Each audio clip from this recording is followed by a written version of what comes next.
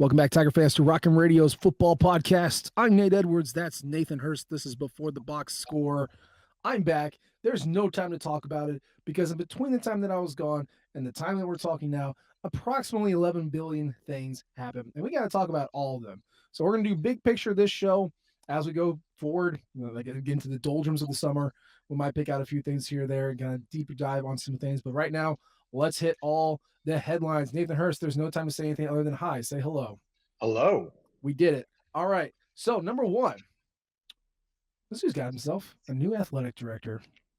And it's a guy who had the key card at one point, knew where the bathrooms were at one point, worked for Alden's Army for one point. This is the first time we get a branch of the Mike Alden tree, former athletic director Mike Alden.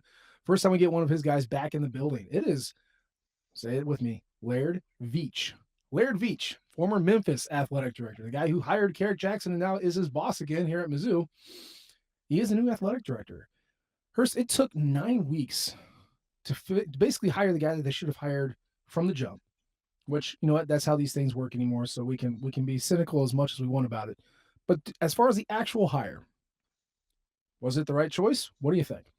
I mean, I think at this stage, it's impossible to say if it was the right choice or not. Was it a good choice? I think it was a good choice given the available options. We talked about a lot of options back when the first the news of Reed Francois leaving. There were some options, some more obvious than others. This one seemed to be an obvious one. He's got the history here at Mizzou. We didn't scare him away when he was here. Now it's been a couple decades since he's been in Columbia, but he seemed to like the place the first time around, which is good. It seemed, listening to him on his press conference when he first got here, he seems earnestly excited to come back. Now, could the large 7-figure paycheck play into that a little bit? Probably. The fact that he gets to now lead an SEC program as opposed to an American athletic program probably also helps a lot. But it seemed like he genuinely enjoyed his time. His family enjoyed his time in Columbia back when they were here. Excited to have him back. So from that standpoint, I mean, I think it was a good hire. Time will tell if it was the right hire or not, but that's only going to be hindsight that gives us that info. Yeah. I mean, he seemed to be well respected, up and coming. He's worked his way through the ranks, which is always cool. Again, a guy who knows. Again, kind of walking through the halls, he knows he's been here before. He kind of knows how it works. I was trying to think of all the media members who were still around when he was here. There's a couple holdovers, not a lot. But as far as the infrastructure goes, think of it like from a government standpoint. Yeah, presidents and senators and congressmen swap out. Bureaucrats stay consistent for the most part. So I'm sure he's got a couple of those that are still around. And frankly, he wants to be here. At the end of the day, that's kind of what you're looking for, and especially the way in which Mizzou broke up with Desiree Reed Francois. To your point, his talking points talked a lot about basically, I'm not getting another job, I'm not going anywhere else, which you date the opposite of your ex. You don't want the person who's kind of the career climber who's looking to climb the ladder and use you as one of those rungs. You want the guy who is happy where he is and wants to be here. So that was cool. Do I believe it? I don't know. Obviously things change, man. Things change. So saying it is one thing, the actions are the other, but it's good to hear it. Going back to the press conference, though, I thought it was really interesting how he called out Eli Drinkwitz and the football team, and that was about it. Didn't mention basketball team, didn't mention Dennis Gates, didn't mention the gymnastics team, the swim team, volleyball team, didn't mention wrestling, didn't mention baseball, didn't talk about any of those programs. And I don't know how the actual coaches feel about it. I don't know how his direct reports felt about it at the time or how they feel about it now. But if Laird listens to this podcast, which maybe he did, or maybe he just did his homework. If he does listen, hi Laird, big fan. He would know what I said, a month ago at this point, almost 2 months ago.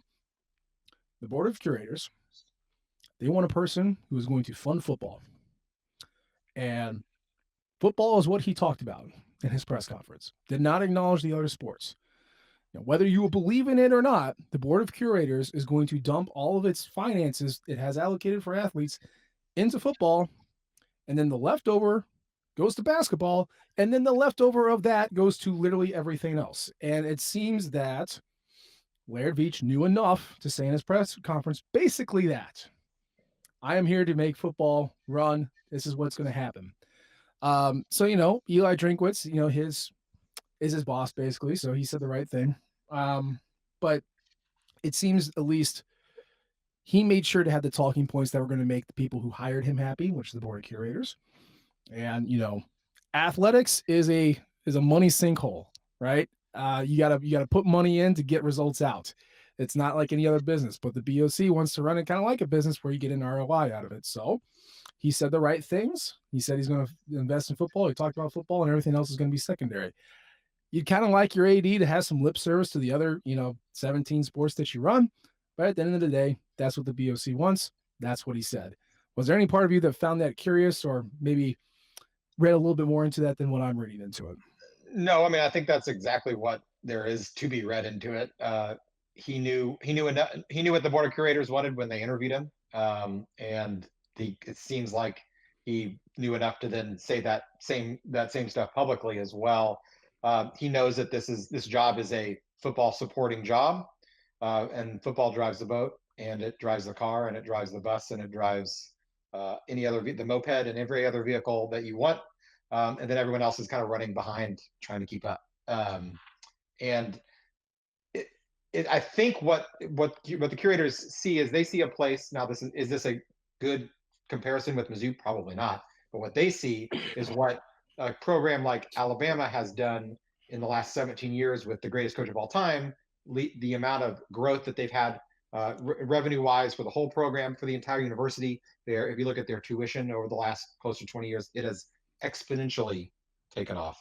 And a huge part of that is due to their success of their football team. On top of that, all the other sports are now slowly and not so slowly getting better and better. Their basketball team made the Final Four this year.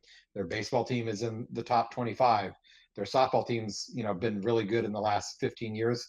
And that's because the money to support those programs all comes from the elite football success. Now, is Mizzou Alabama? Probably not. They're certainly not right now. Will they ever get there? We can dream, we can hope and dream. But they see this is the path to where we can succeed in all sports, but it has to start here. Now, whether or not that's the right way to do it, that's up for debate. But that's the path that they see for success for Mizzou. I'm not sure if that's gonna be a perfect one-for-one comparison for us. Eli Drinkwitz could go out and win, 6 national championships in the next 15 years. He's welcome to do that. I would love for him to do that. I'm still not sure if we're going to get to the same levels to it, enrollment wise on the university level, all around, success in all of our sports, kind of like Alabama has. But it certainly won't hurt. And if we have to devote all of our resources into one sport, it makes sense to do it at the sport where you're going to get the most return. And we've already got some footholds and success. We had our prove it year. Drinkwitz had his prove it year last year. He proved it. And moving forward, that it's obvious that that's what they want to focus on. It's obvious that Laird Veatch gets that, and he's a former football player himself. So beyond the fact that he gets what his bosses want and how they want to spend their money, maybe perhaps learned from his predecessor in how he should handle them. He's also, he's a football player himself, so you'd have to think that automatically is going to kind of lean him more in favor of football to begin with. He came from Memphis. They are, they've had a strong basketball program historically too, but they still devoted most of their resources to football, minus fundraising that they got for basketball. But all of their institutional support was primarily going to football as well. Prior to that, he was an assistant AD at Florida. We know how Florida spends money on their football program, as well. So he's well versed in running an athletic department from the top down, meaning from the football program down. It's kind of a trickle down economics, if you will. I'm not sure if it ever gets trickled down. It does if you have that extreme elite success, like we talked about with Alabama. But I think it ultimately takes that extreme elite success to get to the point where your rising tides lift all boats. We certainly aren't there yet. We got a long way to go to get there, and it might be a little painful for some of the non-revenue sports in the meantime. Yeah, everyone wants to be Alabama, and even then, even when you win, 6 national titles and constantly in the running for it, Alabama's seeing what 3.5 to 5% growth year over year, which I don't know how that compares to other universities. Obviously, growth is always good no matter what, but it's not like it's a, and maybe that is an explosion. I don't know enough about numbers in a university setting if that's good, great, elite, whatever. But uh, they got really creative in their scholarship and grant usage, and I know they pulled a lot of students internationally into Alabama, which had not been going there before. But that success in football led to an increase in funding, which led to the ability to do that to grow your student population, including the international ranks. So it does get there, or it's one way to do that to get there. But yeah, I mean, I think he's going to be flying. The past, gosh, really every AD we've had has been just a lights out recruiter. When it comes to like getting donations and stuff like that. I don't think that's ever really. That seems to be kind of like a requirement, like a built-in requirement instead of like a gift. It's like, hey, guess what? You have to be good with people. You have to be able to network. You have to bring in the money. And gosh, even Jim Sturk was breaking revenue records, and he was basically pushed out because he wasn't allowed to do his job. So of course Desiree Reed so I did that same thing. She was nominated for a damn award for best athletic director in the country last year. So like, he can probably raise money. It's just can he do things in the way that the BOC wants? And so far he says that he's going to. And along those lines, did you see those sweet ass renderings of the new stadium? My God. If you have not seen it, go ahead and do so. I was sitting in Puerto Rico catching up on Twitter. And I was like, oh my good God. I had not seen it. It had been a couple days. It's fun. It's the north end zone. It's going to be enclosed. There's like a whole like venue that's going to be happening around there. Obviously, we still have the Rock In. That's not going anywhere, but it's closing in the stadium. And if you know anything about stadium acoustics, if you keep it closed, it gets loud. If you build up, it gets loud. And it seems like Missouri is at least trying to start that thing with getting it closed. They've elevated the top levels for the past 10 years. So like, you can talk yourself into seeing this is how the stadium gets bigger, like holds more people without tearing down the stadium and making a bigger one. And especially in a case where you see attendance falling, you have to make the seats more appealing. You have to make it a better experience than sitting on your couch 3 feet away from a bathroom where there's no line. That's what you have to do. And infinite internet does not crap on you. So it seems like, at least from an experience standpoint, the view, right? The sound, the experience of being there, they're trying to do that. What did you think of the renderings? What do you think of this whole project that got greenlit? I mean, it's amazing. It's one thing that I found it interesting that they announced it before announcing Laird Veatch had the job. It's kind of like, congratulations, Laird. Here's your first task: raise 150, 100, $200 million for this amazing thing that we put together. So but he knew that going into it. The renderings themselves look outstanding. You sit there. I mean, I found myself in the last 20 years kind of looking at the north end zone, daydreaming, what could that look like? Well, how could we make that cooler, better, but yet keep the Rock In, keep the tradition that we want to keep, but add new. And honestly, that's exactly what in my fantasies, as far as what's the best way we could make this work. That's really exactly how I pictured it. Maybe with 15 years ago, thinking, oh, it'd be great if we got squeezed 15,000 more people in here. That's really not the case in terms of where trends are going attendance wise, and that's fine. But the fact that they kept the Rock In, they're going to bring in seats around the sides to kind of enclose it more just on the hill level. So the hill will be getting smaller, the grass hill where people can roll around and stuff. That'll be getting smaller, but then building up above it is what's really gonna pop, in my opinion. It's gonna mirror in some ways the south end zone with the video boards will look the same. It won't be completely a complete reflection, but it'll I think match and fit really well. As you mentioned, it'll raise attendance or raise the seat capacity by a couple thousand, which is fine. That gets us up to 65. I don't think we ever really need to go higher than that. And certainly not anytime soon. Let's sell out the stadium for more than one season in a row before we start worrying about that. So, if 10 years down the road we're having constant sellout streaks, that sounds great. We can talk more about further expansion at that point. But for now, keep it small, keep it intimate, keep the sound in. I think that's what this will do too. will make it feel a lot more intimate, closed in, on top of the field. Because with that open north end zone, as you mentioned, the sound flies right out. It is kind of anytime, if you notice, anytime we play an overtime game in Faroe Field and the other team wins the coin toss, they are always choosing the north end zone. And there's a reason for that, not only because we have horrible, voodoo curses in that north end zone that they're trying to take advantage of, but also it's way quieter on that end because there isn't anything keeping the sound in.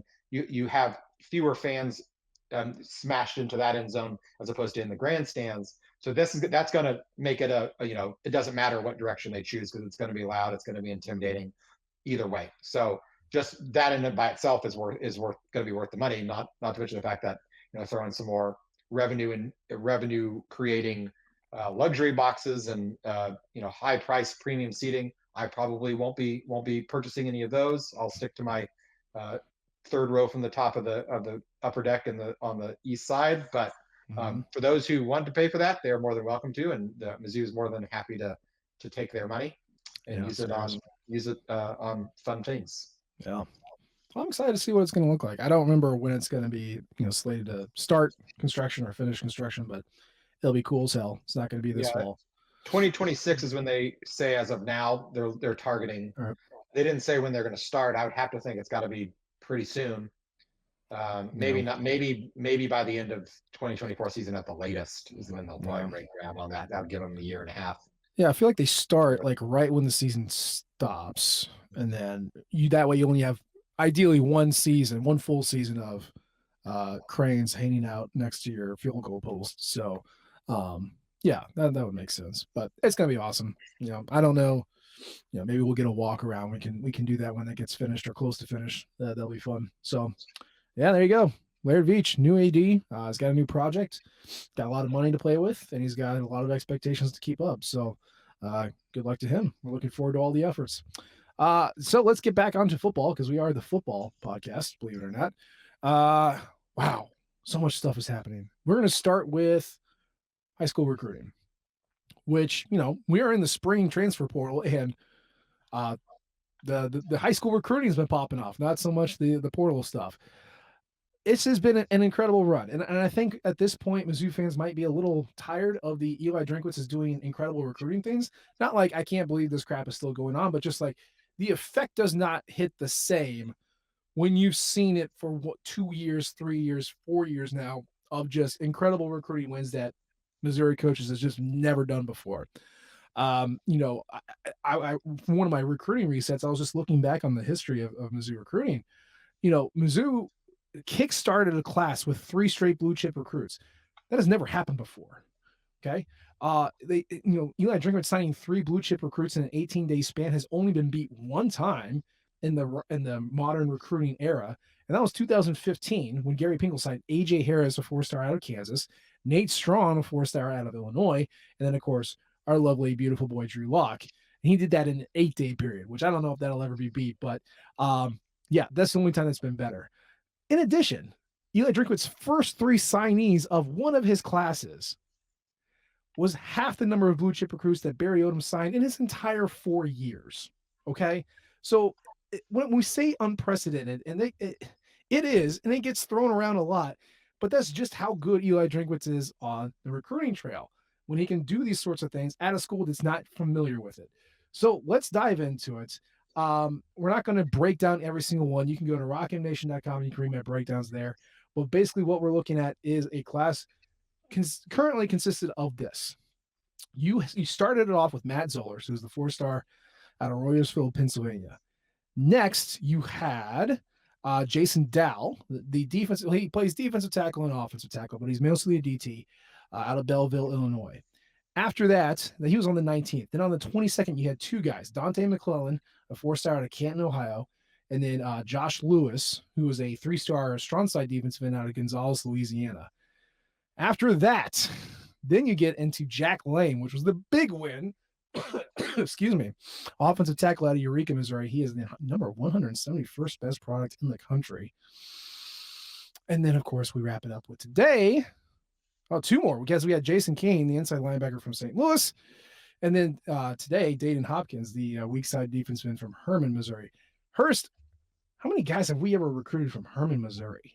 That was the first thing I thought of when I see Dayton Hopkins, Herman, Missouri. I see that big H on his helmet when I'm watching his highlights. Like Herman, that the wine country put they don't put out a lot of a lot of D1 talent, SEC level talent out of wine country. No. But looking at his highlights, I could see why Drinkwitz was interested in him. The dude is very athletic, very athletic.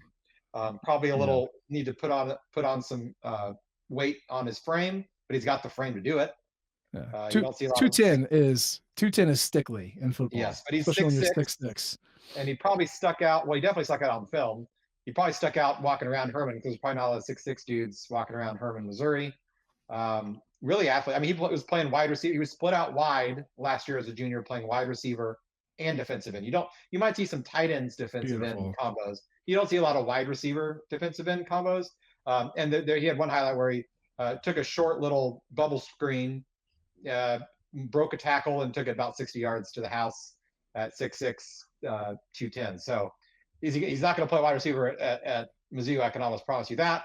But the fact that he can do that even at lower high school levels is pretty exciting. I think the only other guy I can think of who played defensive end and a receiver of some sort was Danny LaRose, the pride of Crystal City. Played for Mizzou 57 to 60, I think. I'm pretty sure he played receiver too. But he was mostly a defensive end. So that's the only one I can think of off the top of my head. Well, that's back when everyone weighed 180 pounds anyway. Exactly. Yeah. So it's kind of a different time. Sheldon Richardson did play defensive line and return punt. Yeah. Defensive line, tight end, and punt returner, which was, God, Sheldon, I miss you. Until further notice, our boy from Herman, we're going to call him the Wine Country Warhammer. And until I come up with something better, that's what we're going to go with. Anyway, point is, unprecedented recruiting. You're looking at, what is today? Today is April 30th. And Eli Drinkwitz got himself 4 blue chippers, a high 3-star, about the highest you can get, and then some talented 2-stars who are just freaks at the level that they play at and are going to be growing into the game as you go on. I mean, every recruiting class is his best recruiting class, insert the Breaking Bad. He can't keep getting away with it, gift, but like, seriously, I don't. The sleepiest one he had was the one heading into 2023, and that featured the most freshman starters that he's ever had. So I don't even know, you run out of superlatives at some point. But the fact that you have a 4-star quarterback already, the fact that you got a 4-star offensive tackle, which is only the second 4-star offensive tackle that this staff has gotten, only the fourth 4 or 5-star offensive tackle of the past 15 years to sign. You got a defensive tackle who can go both ways. You got a linebacker who is secretly my favorite signee of this class, who's just an absolute monster. It's so impressive across the board, and we're not even in May yet. And I know you got to hold on to these guys and you got to sign these guys, and yeah, maybe they transfer away, but recruiting is about vibes, man. And Nathan Hurst, the vibes are immaculate. The vibes are beautiful. This time 2 weeks ago, Quentin Corpul and I were sitting here talking about the Matt Zoller's commitment. He was the first one of the class. He was the only one at that point. Here we are, just 2 weeks later. Boom, we've got 6 more signed on. We were talking. Quentin and I were talking about, does Zoller's commitment, does that spark a little run? Because we had none, and it was really long, pretty far into the season, to be honest, without having any commitments. All of a sudden, you get the 4-star quarterback, then that just lit a fire. Boom, boom, boom, boom. Interestingly, they're, other than Lang, the tackle, they're all defensive guys. So I'm wondering, maybe we'll start seeing some offensive guys here pretty soon. But I mean, they just fired them off. Boom, boom, boom, boom, boom. And what's really stuck out to me with all these guys, we talked about Hopkins' athleticism, but the athleticism across the board for all of these recruits is at a different level than Mizzou from a player-to-player basis has really ever enjoyed. Well, every class going back all the way through Gary Pinkel has brought in a few guys here and there that are very athletic guys. This, I mean, Dante McClellan is a monster. Jason King is a monster athletically. Josh Lewis, for his size, monster Dayton Hopkins. We just talked about him. He can play wide receiver and defensive end at the same time. That's nuts. That's nuts. And so, I mean, I'm sure they're not done, but the fact that we're, April 30th and we got 7 dudes, this type of athleticism is really exciting. Really exciting. Lang, excuse me. He's a guy that up until about 2 years ago, there is no shot Mizzou gets this guy. He's going to Wisconsin. He's going to Michigan. He's going to Iowa. He's going to a Big Ten school that produces offensive linemen and puts them in the NFL every year. Mm-hmm. And we got him. He's the number 1 recruit in the state. It's rare enough that we get the number 1 recruit in the state any year, let alone an offensive lineman. So the vibes are very, very good. No, Mizzou just put an offensive lineman in the NFL, and Javon Foster. In this staff, they're not they are not poor as far as putting offensive linemen in. It's not something that you usually see from Mizzou, but okay, let's play this game. Nathan Hurst, of all the position groups, quarterback, running back, receiver, tight end, offensive line, defensive line, linebacker, secondary. Which position group has Mizzou sent the most players in since 2000? Do you know off the top of your head? It probably would be offensive line, but those are all Pinkel guys. I mean, if we're talking Evan Boehm and we're talking Mitch Morse and Judge Britt, and I say that as I'm talking out loud. Then we get probably defensive end would be the other position group that would be up there with Charles Harris and Shane Ray and Alden Smith and Justin Smith and so since 2000 it's defensive line, because it's just, Jeff Marriott also counts, but Justin Smith, Keith Wright, CJ Mosley, Atia Ellison, Brian Smith, Striker Sulak, Ziggy Hood, Alden Smith, Sheldon Richardson, Michael Sam, Coney Ely, Marcus Golden, Shane Ray, Charles Harris, Terry Beckner, remember him, and then of course Jordan Elliott. Those are all Pinkel guys. Jacquez Smith. He played for like 6 or 7 years, right? Something like that. They send a lot of guys in there. Isaiah McGuire, Darius Robinson are of course the Drinkworth additions, but really Pinkel sent in, let's see here, Tony Palmer, Colin Brown, Justin Britt, Mitch Morse, Evan Boehm, Connor McGovern. McGovern was 16. So that was Pinkel's last year. And then it's been nothing, but then you got Larry Borum in 21. Now you got Javon Foster in 24. You have Logan Reichert, who's a 4-star local kid who commits. Now you got Jack Lane, who's a local 4-star who commits. And not only that, but you're looking at a Caden Green who comes back, right? You have Cameron Johnson, an All-American in the AAC, decides to come play. You have potentially, Armand Mimbu could very easily be an NFL guard. Players pay attention to this stuff is the point. They see who's going into the league and where does the talented guys want to go, and they're coming to Mizzou. And the lines are the places that you have to do well to see long-term success. And for a long time, Pinkel would, always have a quarterback, but he'd build a line and then kind of fall apart. And then he'd build a line and then kind of fall apart.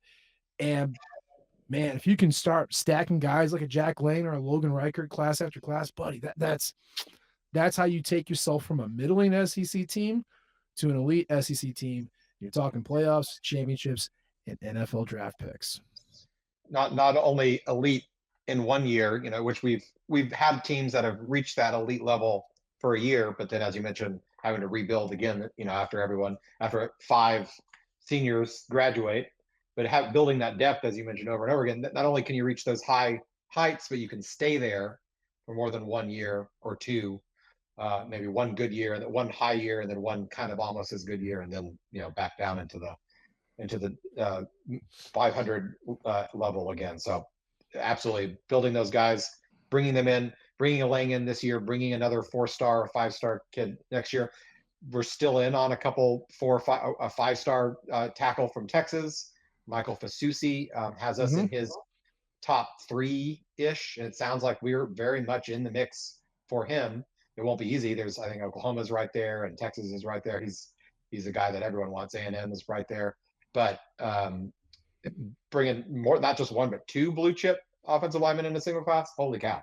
That's where we're really talking. We're cooking with gas for sure. Oh yeah. The other thing, as far as recruiting goes, that I wanted to point out is that when Gary Pinkel had success, and again, I know it seems silly to compare 2 coaches ago to this coach, especially since so much has changed since Pinkel retired and Drinkwitz was hired. But he is the guy who's won the most games. So you can't help but go back to that. When Pinkel had recruiting success, he was finding guys who are a little bit under the radar, who could grow into the role or learn the role and had athletic talent to play it, but he could teach them and deploy them in a correct way. So his recruiting efforts, Pinkel's recruiting efforts, were mostly focused in the Missouri area. So Missouri itself, the states that touch Kansas, Iowa, Illinois, a little bit Kentucky, Tennessee, but Arkansas, but then Texas was the big pipeline, right? Texas has all the talent. We're going to go in there and find the guys who everyone else is overlooking. We're going to bring them in and make them awesome. But that's how he found his success. He did not really spread it too much further out from that because that's where his network was. And when he did try to do that into Florida and Georgia, that really bit Mizzou in the butt and really undercut Barry Odom's efforts to build a team after Pinkel left. Here's the thing.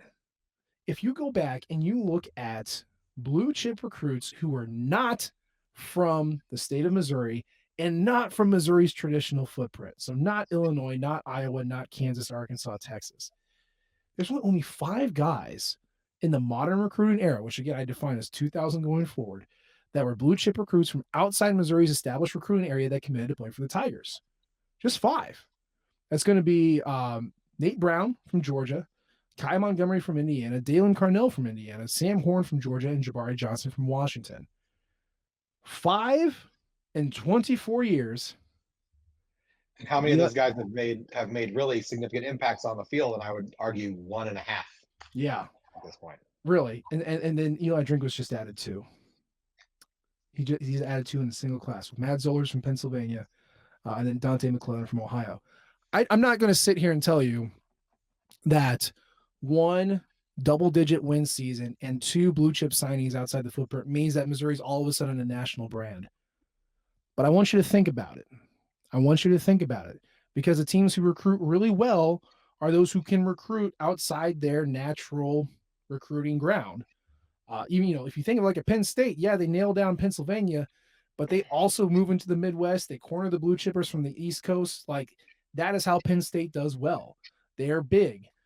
Florida recruits Florida, Texas recruits Texas, sure, but USC pulls from everywhere. Alabama pulls from everywhere. Alabama is like has a New Jersey pipeline, which is like Alabama and New Jersey should not be friends, but yet here we are.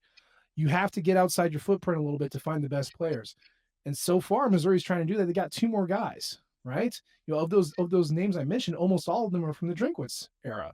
So I don't know if that means that Mizzou's a national brand. I don't know if they're going to find success long-term recruiting outside its footprint. Like you said, most of these players haven't done much, but it's the fact that they can. And it goes back to vibes. Mizzou can go out there and take a Pennsylvania 4-star away, an Ohio 4-star away, and bring them to play to Mizzou. We have not seen that before. And Hurst, I don't know. It's something that makes me say, Well, it's something Drinkwitz now has the proof of concept, which really makes it more impressive that he was able to get the good recruiting classes that he had before this past year, because he really had not proven anything on the field up until last year. But now he has that proof of concept. He can point to 11-2 Cotton Bowl victory over Ohio State. So you come here, you can do this too. You can help us do this and do more than this. Before it was just, kind of empty promises and wishes and, we could do this with your help. Now it's, we've done this, help us keep doing it. You can help us do this again and more. And so I think that's the biggest explanation for where we've seen they're going and why the trajectory is even pointing up from previously high points that he's had in recent years. Yeah. I'm curious. I mean, Drinkwitz came in his press conference. He said, Chicago and Colorado. That's what we're going to grow. Those were the places that had direct flights out of Columbia. I can think of one guy, Valen Erickson out of Chicago, transferred away. I can think of one guy from Colorado, Arden Walker, who went back to Colorado. So again, you can say whatever you want in the press conference. It's what you actually end up doing that counts. And hey, I'm impressed. I did not anticipate something like this happening. So it's very cool. It's very cool to see. I don't know what it means long-term, but it's interesting to look at. Okay, so those were the high school, right? But we've also had a transfer portal victory. again, it was the spring transfer window, and yeah, Mizzou lost 3 guys, um, but they didn't really have to add any more. And going into it, I was looking at the rosters like, okay, do they really need to add somebody? Like you could if there's a right fit or a best player available as a luxury. But I didn't really think that they had to outside of like offensive line because you always take the best offensive lineman you can. Well, wouldn't you know it? A guy named Marcus Bryant from SMU enters the transfer portal. Highly, highly coveted transfer lineman. He is a fifth-year player at this point. He will be a fifth-year player. He was an All-American at SMU. I guess he's going to be. He was the player to be named later in the Hiron White trade that Mizzou sends to SMU, and SMU sends us back Marcus Bryant. But um, he was a low 2-star coming out of high school, and the transfer service is like I think 2 of the 3 rated him as like a 4-star, 5-star transfer product. So not only does Mizzou shock the world and pull Caden Green out of Oklahoma, widely considered the best offensive lineman in the transfer portal, they then turn around and get the second best offensive lineman in the transfer portal to come into Mizzou. So I don't know if this is our offensive line coach, Brandon Jones. I don't know if it's him. I don't know if it's the Drinkwitz magic, but Mizzou would love the luxury of an experienced tackle or just an experienced lineman to throw in the mix. And boy, they got it when other teams were looking to form too, other SEC teams. Nathan Hurst, big win or the biggest win of this transfer portal season? I mean, I wouldn't of this season of the spring and the spring transfer portal season, definitely the biggest win. I've got to think. I wouldn't put him quite as high on the same level as Caden Green win back in January when we got him. He's just got the pedigree, the talent probably a little higher. He's also got 2 years of eligibility at least. Well, he has 3 years of eligibility, but we'll probably only get him for 2 years, while Bryant's here for 1 year. But huge win. I mean, a huge win, absolutely huge win. We've talked about on here, offensive line. You always have to be adding depth, and so if they wanted to add depth to the offensive line, you take a guy. This guy isn't depth. This guy is a frontline starter on the offensive line, which same thing we said about in Caden Green. Those are unicorns. You don't find frontline, top level, offensive line starting level, or even beyond starting level, all American level, all conference level offensive line. Those guys don't grow on trees. And if they do, they are very expensive on the NIL front, and they're very difficult to land because you're competing with all of the big dogs. Because everybody wants a all conference level offensive lineman.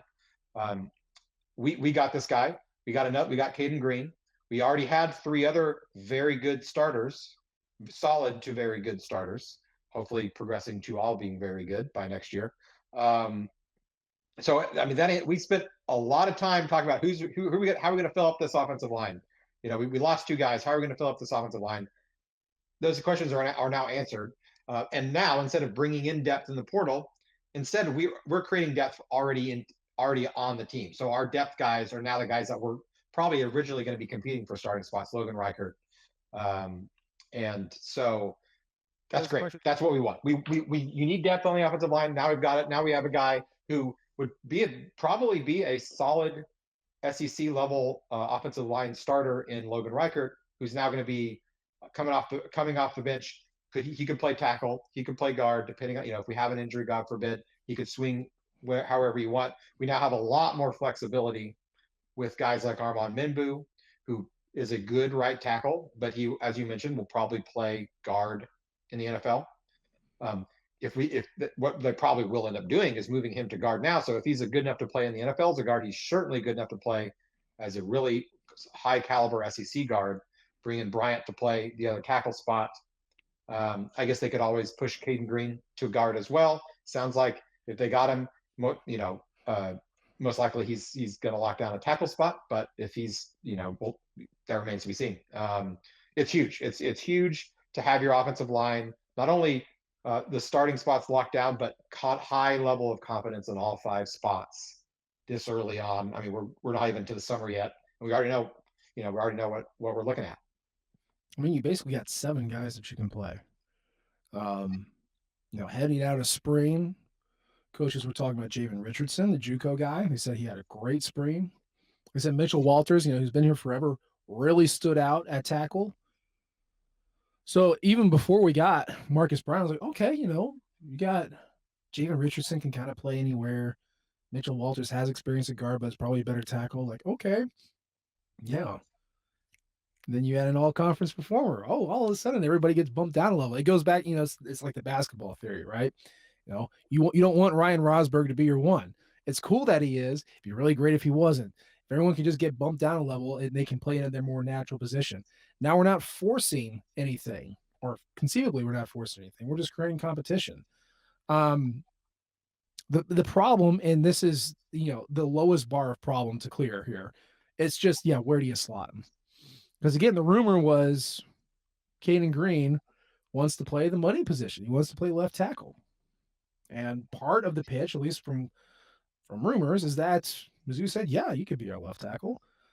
Well, Marcus Bryant's only played left tackle. Not only has he only played left tackle, but he has 4 years of starting experience and 2,240 snaps as a left tackle. Caden Green's got 35 at a left tackle. Okay. I think if you're making a run to the playoff, you kind of know who your left tackle is going to be. It's the guy that you brought in who played left tackle at an all-conference level.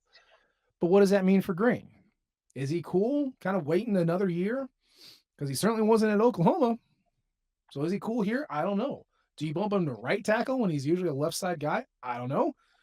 So what does that mean for Mimbu? I think for the most part, I'm reserved that Mimbu is probably going to be playing guard.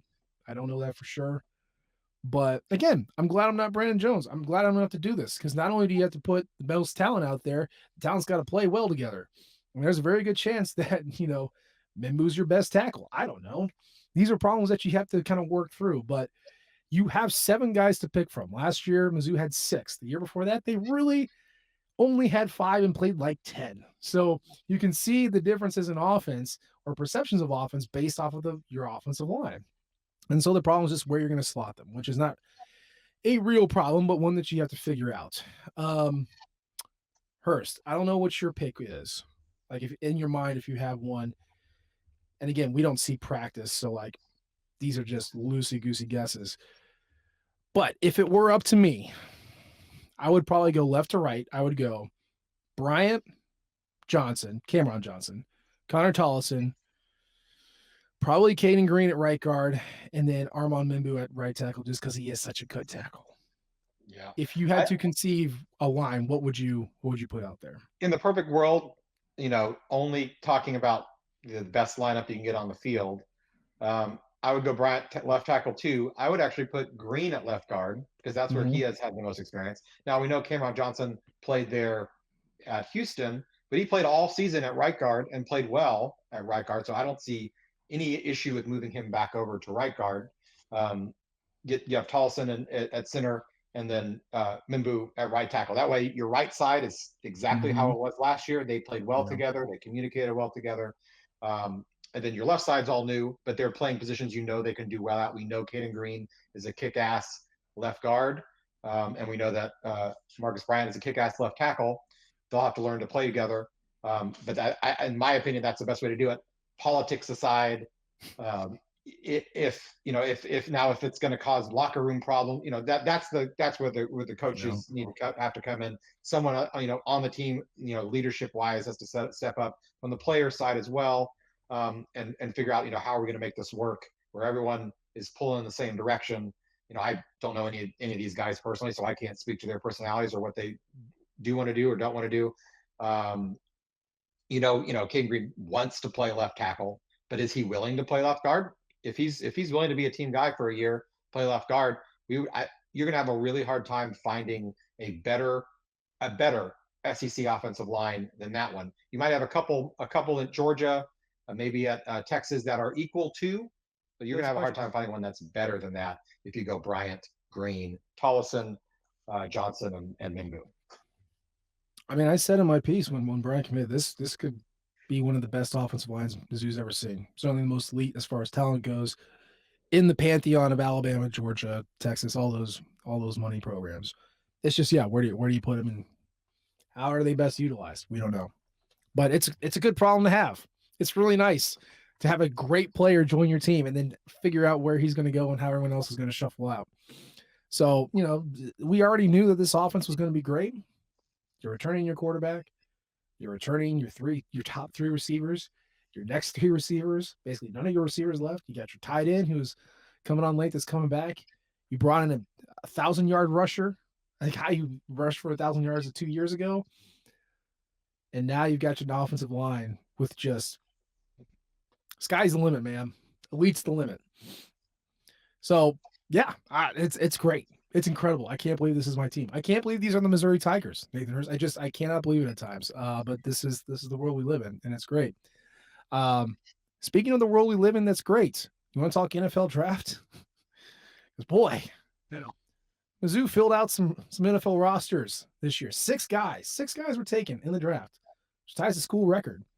All the schools that had more than Mizzou this year are all the schools you think of: USC, Georgia, Alabama, right? There's Mizzou. Mizzou's sitting there at 6. If you were sitting under a rock and didn't realize that the draft was happening, let alone that Missouri was going to be sending some guys into the draft, that's okay. We got you covered. So we had a first round draft pick. Darius Robinson goes to the Arizona Cardinals. Second round, 61st pick, you got Ennis Rakestraw Jr., the cornerback, goes to the Detroit Lions. In the third round, with the 91st pick, you got our transfer linebacker, Tyron Hopper, goes to Green Bay. The fourth round, Javon Foster, 6-year player out of Michigan. Mizzou sends him to the Jacksonville Jaguars. Fifth round, 145th pick, Chris Abrams-Drain. Kind of tumbled down the boards a little bit, but ended up at Denver. He's a Denver Bronco now. And then sixth round, 151st pick to close it out, Jalen Carlisle. So that's who the guys went in. And that's the Aaron Tucking, the undrafted stuff, who we'll get to in just a second. But of the guys who were actually drafted, Hurst, which player do you think is in the best position to succeed long term? I think probably Ennis Rakestraw. He's one of two defensive backs drafted by the Lions in the draft. They had a first round draft pick they drafted in Alabama, guy Terry Arnold. He went second round. They went back to defensive back again because they knew they had a huge hole at defensive back. That was really the last hole that roster has, from a roster that really should have played in the Super Bowl last year. They blew a late lead in large part to their crappy defensive backs. They blew a big lead and didn't make the Super Bowl, but they should have been there. And so he's stepping in by far to the best team of any of the teams that Mizzou players have been drafted to, into a position of need where they're going to have need. He's going to be able to come in, compete, and play early on, but he's not going to have that same pressure on him that the first round draft pick, Terry Arnold, who is also a defensive back, is going to have to come in and start right away. He's going to be able to come in and contribute, but he's not going to have this huge weight of the world's shoulders on him. And he's going to go in there, and I think he's going to wow the folks there. I mean, more than they already have, because they picked him so highly anyway. I think he's really set up, if he can stay healthy, to have a great career. That doesn't mean these other guys can't either, but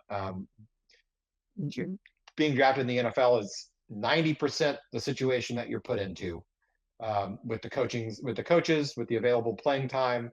And that's about as good a spot, short of going to the Kansas City Chiefs, as you're going to find.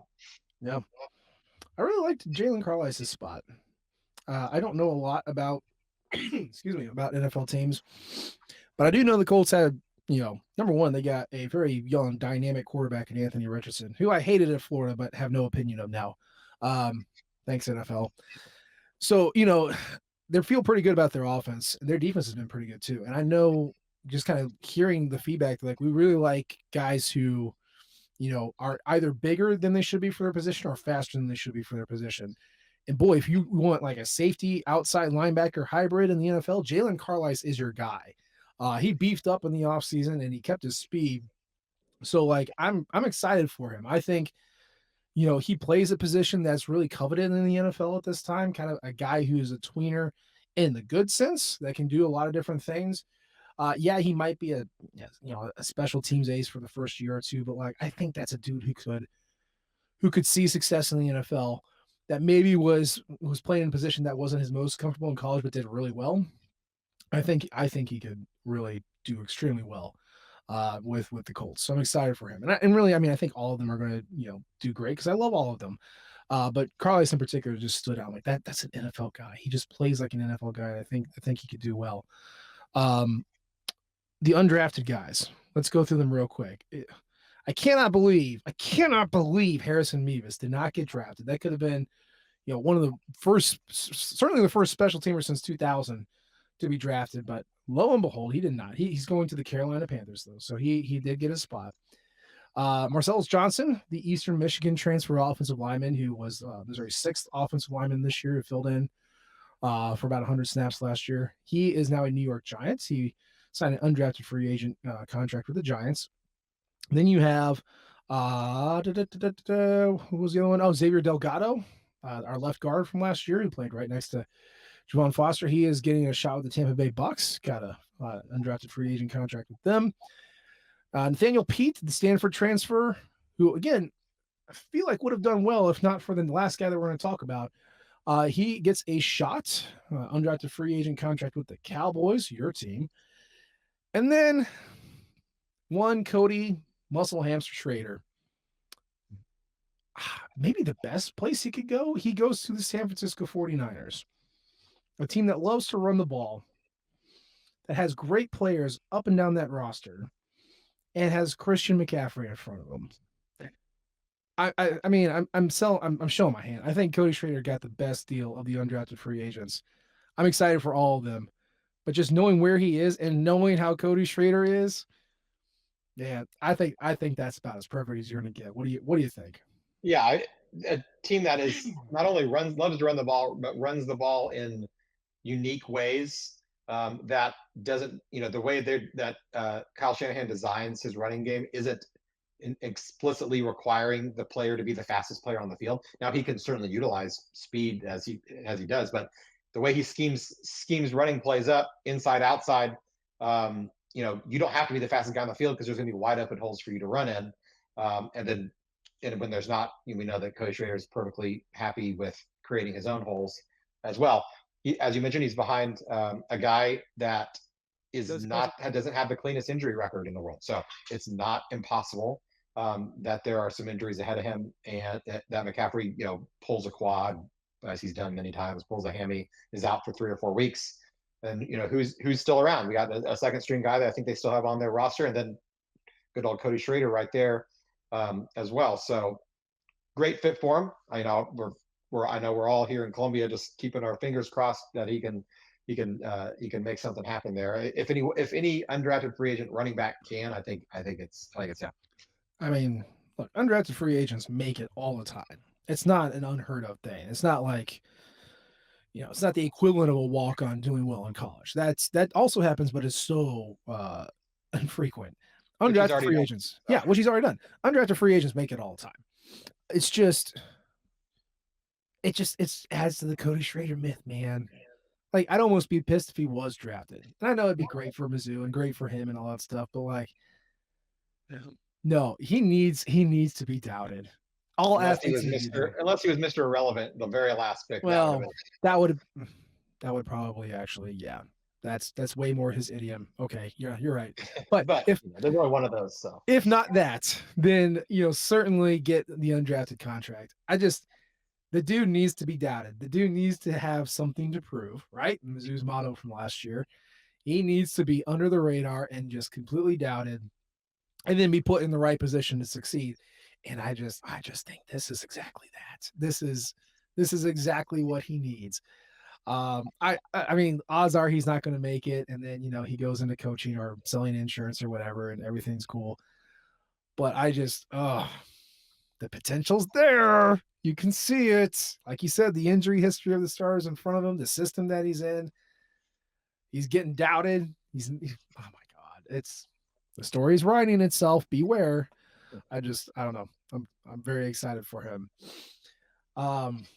Boy, I think that's almost everything that we're going to talk about. That is everything we're going to talk about today. Nathan Hurst, any parting shots? Last thoughts before we leave the people for 2 weeks. One shot I wanted to give we're going back to the draft real fast. Tyrone Hopper going in the 3rd round. He's kind of, to be honest, he was a little bit of an afterthought in my mind going into the draft. I mean, we knew he was a great player, but he missed so much time at the end of the season. He didn't really get to do it. He was invited to the combine, but didn't really get to even participate there. The fact that the Packers got him in the third round, gave him a shot that high up, was really exciting. When I saw his name, like, holy cow, that's awesome. I figured he'd get drafted, but not to like the fifth or sixth round, in which case teams aren't invested. They're really not going to give him, as fair a shake as perhaps they should. Third round for Tyron. Hopefully, by the time the mini camp comes around, he's fully healthy. He's able to show out there. I thought that's pretty awesome, and it's a great. It's great for recruiting, regardless, to bring in players as freshmen and get them into the NFL, but to also bring in transfers who maybe didn't see the field or weren't doing what they wanted or weren't happy where they were. Come to Mizzou, spend 2 years, be a star, get drafted. That's huge for future recruiting as well. No, and it's good for all of them. They had a great year. They get it capped off by getting their name called in the NFL draft, which every kid wants, but only 260 a year get to have happen. So it's very cool. It's very cool, and best of luck to them, and hopefully we'll be sending some more Missouri Tigers into next year's draft as well after another elite season. But that's going to be a conversation for later, and that's the show for today. As always, we appreciate the downloads and the subscriptions. Leave a comment or rate us. We love all types of feedback from you all. You can follow us on Twitter. I'm at Nate G. Edwards. He's at Burst to Hurst. Of course, you can follow the Rock M flagship at Rock M Nation and our podcasting outlet at Rock M Radio. We appreciate you tuning in this time. We'll try to do better next time. And until then, MIZ. ZOU.